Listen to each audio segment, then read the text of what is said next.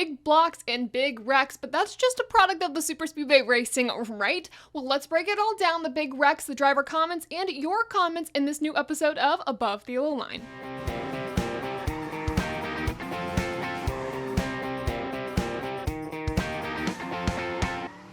In my mind, Sunday's race was going to be won by a Toyota or a Ford just based on how the racing was happening, not a Chevrolet, and even crazier, the race was won based off of a miscommunication. The number 8 car was supposed to go to pit road before the second overtime. He missed the call, and that ended up getting him the track position to win the race. So Kyle Busch is a multi-race winner this season, winning at Talladega. I think this is 2 wins that Kyle Busch has lucked himself into, but a win is a win, and he was in prime position, especially when that incident happened between Ryan Blaney and Bubba Wallace. Let's break it down, because I've seen a lot of discourse on social media about it. For me personally, I don't think either driver is at fault. It was more so just a racing incident.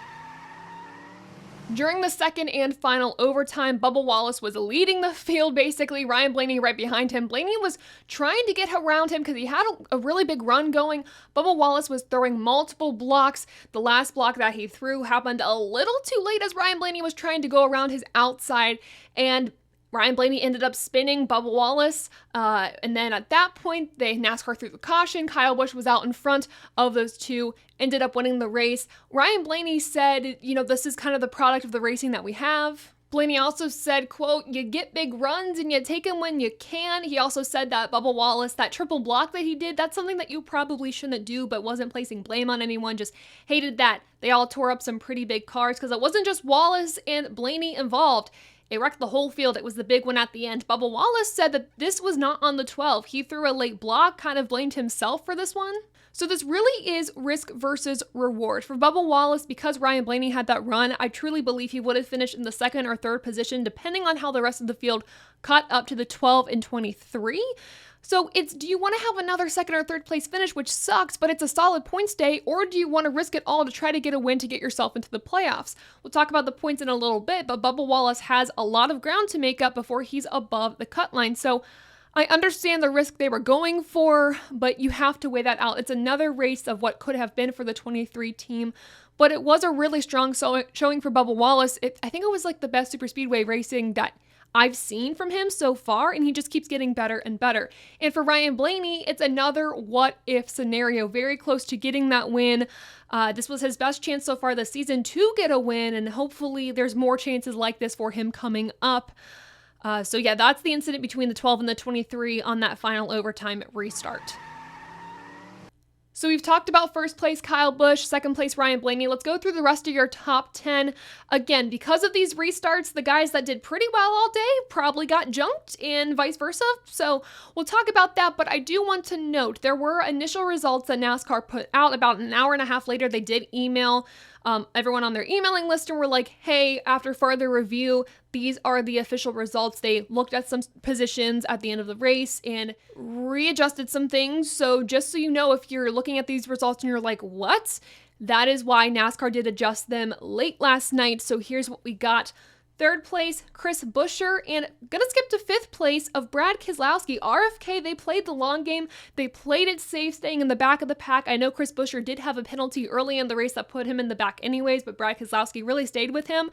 I wasn't really thinking that their strategy was going to work based on how the race was going, but when we got that caution with about 5 to go, I knew that they made the right decision. Both had a top 5 day, really good for that RFK group. Then in fourth place, we had Chase Briscoe. He had surgery on his finger Monday. So again, it might be the power of the broken finger, the healing finger. I don't even know what it is.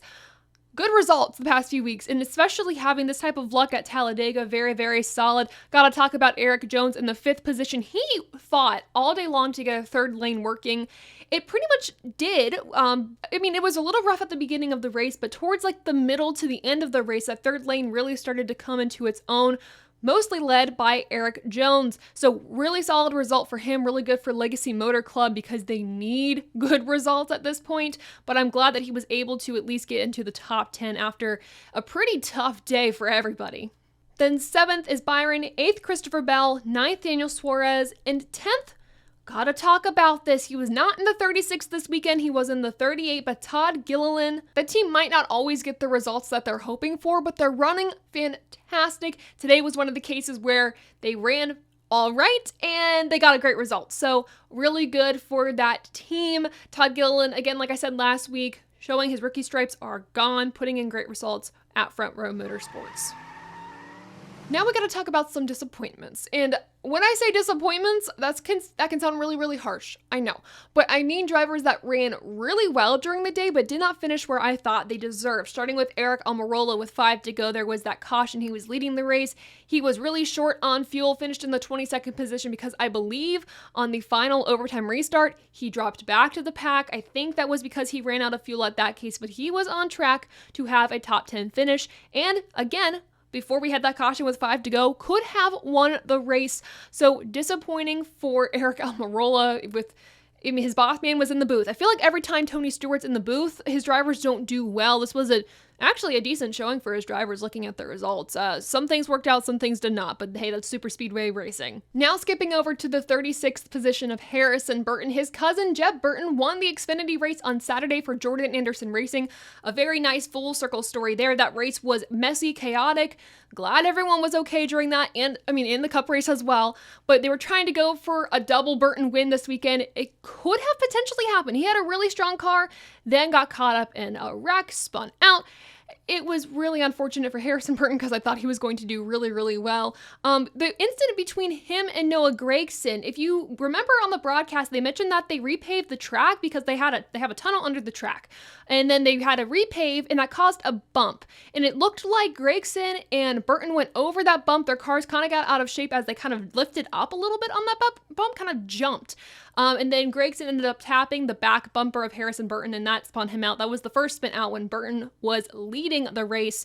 And then he was involved in one of the overtime wrecks. So unfortunate there, but a strong showing. I want him to do better. I want to see him put together better results, and at least that's a good start. Then we got to talk about the rookies. Ty Gibbs in the 31st position. This was an instance where he ran out of fuel, but he was running really, really well. And then Noah Gragson. We got to talk about a wreck with Noah Gragson, but otherwise he also was a contender to win this race if it wasn't for that first overtime restart incident between him, Ross Chastain, Kyle Larson, and we got to talk about this Ryan Preece crash as well. So Gragson led the outside line with Chastain and Larson behind him. It looked like Larson and Chastain just got really squirrely, and then Chastain made a move to go between the front runners of Blaney and Gragson, which created almost like a ping pong type of contact reaction is what I'm going to call it, and that contact spun out Gragson. Chastain just did not practice patience there. It ended up spinning out Kyle Larson as well after Gragson made contact with the wall. And then Larson went from the apron, then washed up back onto the track where he made heavy contact with Ryan Preece. Preece said it was the hardest hit of his career. Larson said thankfully everyone was okay. Literally the number 5 roll cage splintered from that impact. Thank God that was not on his driver's side because this could have been much worse. Lots of scary wrecks this weekend again. I will say it again. I'm glad everyone was okay, but those were very heavy hits from Preece and Larson especially. So those were the wrecks I wanted to break down for you all. Now we have to go to the points standings, and something to note, yet again, I feel like I do this every week at this point. Remember, the number 3 car went to the R&D Center following the Martinsville race, and NASCAR found something that they did not like. They issued Austin Dillon an L1 penalty. This means that he was stripped of 60 owners and drivers points, 5 playoff points, and his crew chief was suspended for 2 weeks and given a $75,000 fine. This dropped Austin Dillon from 21st in points to 28th, and it put him behind the cutoff line by 84 points. This is from his 24 points that he was behind the cutoff line in, so he had a lot of ground to make up. So that's where the points shook after Martinsville and after the penalties were all dished out. Here's how they shake up now following Talladega. There's not a whole lot of movement on the playoff grid. Kyle Busch moves up a spot. Some drivers swap places. The biggest mover is Todd Gilliland, up 2 spots below the cutoff line. The guy on the outside looking in is Suarez yet again. And the guy in fear of falling below is Chris Buescher, so that does not change.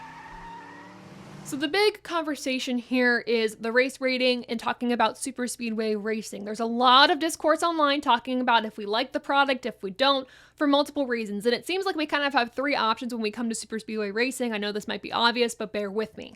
We either race in a single file line the entire race, we race side by side with minimal passing, or we wreck all the time. And wrecking can be involved in the single file or in the double file racing that we usually see. So kind of a given there, but fans aren't liking the single file. Fans aren't liking when you're side by side and there's no passing. Fans also aren't liking wrecking. Some fans like some of that, but it's a mixed bag. In superspeedway racing, you're gonna get a mixed bag of opinions. One thing I will say about this race, I know that we were all kind of not liking that we were side by side. There was no passing. It was hard to get momentum to pass, but we were eventually able to make a third lane. So I will give this package and this car credit where credit is due. We did end up making a third lane. Thankfully, Eric Jones tried to make that happen so many times. Other drivers got the idea and it started to really work. And in regards to the wrecks, for me personally, they're not as fun to watch. I will admit, when I was younger and I was watching just some clips of racing before I was a NASCAR fan, I thought the wrecks were really cool. Now being more into the sport, working kind of in the sport, the wrecks are scary as crap to me, and I am not a huge fan of watching them. The Xfinity race, Blaney Perkins flipped several times, was taken to the hospital for further evaluation after an abundance of caution, but they're reporting that he is okay. Thank God, he's alert, he's good, nothing broken. But yeah, I don't want to have to send drivers to the hospital following these superspeedway races. I don't think that's what we should be doing, but it's also, in my opinion, a product of the mindset of these drivers and the way the whole points format is shaped up to win and you're in.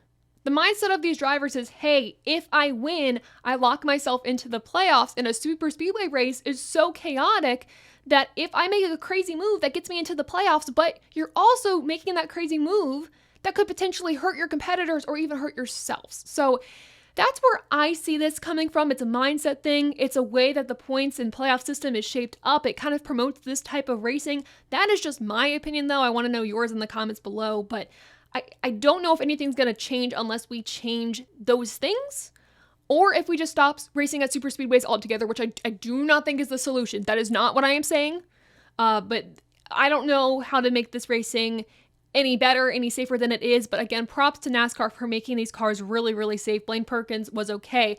Larson was luckily okay. Priest was okay.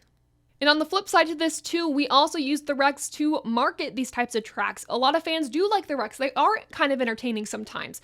And even on the broadcast, we call them spectacles. So it's all together. It's how we're marketing this. It's how we're describing these wrecks. It's how entertaining they can be. It's a spectacle. It's a wonder. Whatever you want to call it, there is an entertainment factor in the wrecks. I hate to say that, but there is some truth to that. So altogether, I don't really know. I want these drivers to be safe, and I would like to see more racing than wrecking for these superspeedway races in the future. That is all. That is all I'm going to say on that. Leave your thoughts in the comments below. But overall, with the racing that we saw on Sunday, I do like the side-by-side racing. I think it's really thrilling. There were moments where I wanted to throw up. I wanted to run away from my TV because I was too nervous. There were moments where I was on the edge of my seat, but there's also moments where I was like, when's something gonna happen? I'm with you all, with all the emotions that we probably feel at these superspeedway races. I didn't like this one as much as I liked last spring's race, so just based off of feeling and based off of what we saw Sunday, I'm giving this race a 61%. It feels the most accurate to how I'm feeling about this, but let me know in the comments below what you think. And to those of you that interact with me on social media, I read every single one of your comments. I love interacting with you all, so thank you for that. Keep it up. Make sure to follow all my social media pages to interact with me on all my platforms, @_TaylorKitchen_ on Twitter and TikTok, and @above the yellow line on Instagram, YouTube, and Facebook. Also follow TobyChristieCom for more racing content on all social media platforms. And next up, we go to Dover, the Monster Mile. Very excited about that one coming up this weekend. So until then, thank you all so much for the support. And until next time, I'll see ya. Want more great motorsports content? Make sure to click the videos right here and the link in the middle of your screen.